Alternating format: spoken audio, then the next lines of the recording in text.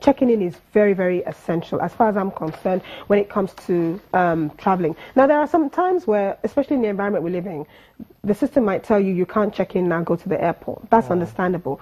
But wherever you get the opportunity, especially if you're traveling internationally, you find that when you go online, most people have checked in hours before you. And if you check in online, you have the opportunity to change your seat around. You have the opportunity to order the kind of food you want if you're a vegetarian. You get a lot of opportunities that way so that you're not found wanting, you know, I would say. Baggage home. Now, I was mentioning these carry-ons. They're all carry-ons. They're not suitcases. They're stuff that you can take onto the plane. Is that white one now, well? That's where I wanted to go. Okay. As lovely as it is, it's my favorite. That is too big for a carry-on, but you still see people taking that as their carry-on. Yeah. And then at the foot of the plane, they then take that plane off the bag off them because it's too big to go on. Now be careful. If your laptop is inside and very valuable things are inside and they take it from you at the gate, that you have padlocked it is no guarantee that your things are safe.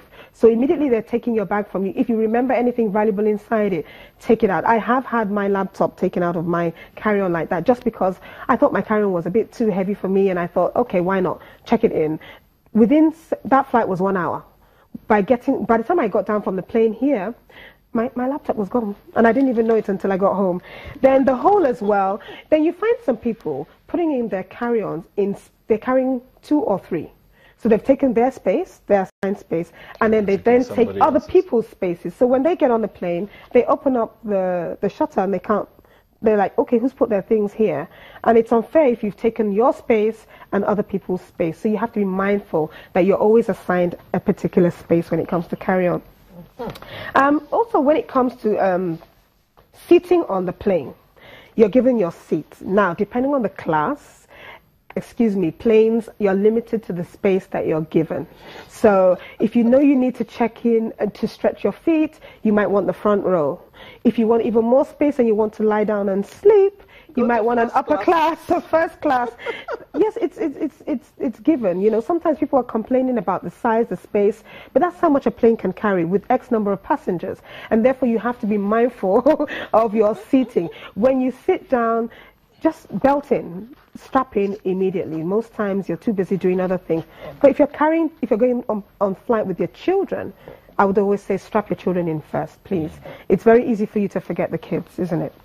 And when it comes to seating as well, be mindful how you know how sometimes if you're in a certain class, economy for instance, or the World Traveller Plus, sometimes when you see people lie back, they're almost literally touching the person behind, and it can be uncomfortable for that person behind. You have to be mindful of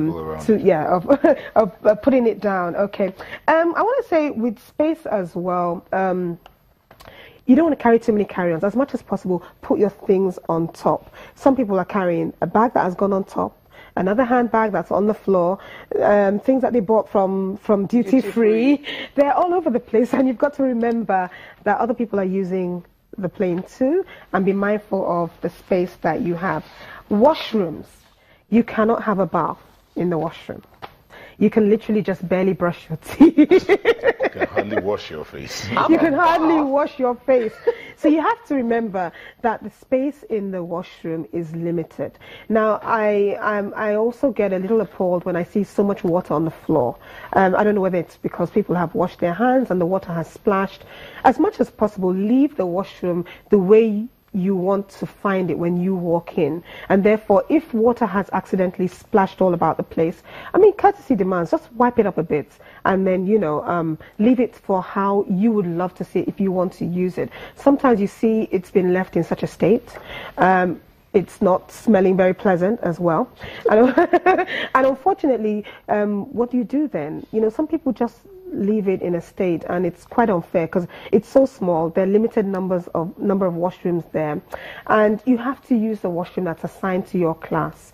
You cannot, because there's a queue, now decide to move to the next class and use that washroom. You do find some people doing that, but basically it's not allowed, and you can understand why. Real quick, how do you handle the hostesses?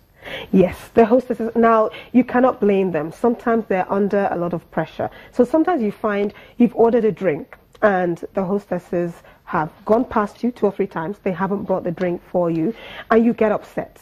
You now start raising your volume and raising your volume. Sometimes it happens that they have, just as they have received an order from you, they've received from other people. Be patient enough to say, excuse me, I ordered a drink just a moment ago. And the person will probably apologize and bring it. But if indeed the person hasn't come back second time around, you can raise that complaint to a superior person. You can complain to a superior person and say, I've ordered my drink 3 times and it hasn't come. If that drink is not available, then they'll tell you. Otherwise, call another air hostess and then ask that air hostess to bring you exactly what you want. I'm going to say food as well. Sometimes people are sensitive. They have sensitive stomachs. Sometimes I say, eat before you get on the plane. All right, that's a wise thing to do. Yes, eat before you get on the plane. Don't rely on airplane food because, yes, sometimes you do get stomach bugs. You vomit. It's happened to me a couple of times where just out of the plane I start vomiting, and I know it's a plane food. But therefore, order what you want. Make sure that even if you ordered online and you don't have it, they don't have it. Don't get aggressive about it. Order for something else or take what is given to you, okay? And be mindful of what you eat on the plane as well. You know where your stomach will take you, isn't it? All right, Janet. Okay, and...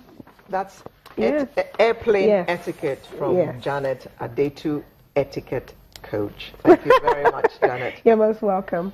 Okay, so we'll be right back for the home stretch after this time out. Make sure you're there.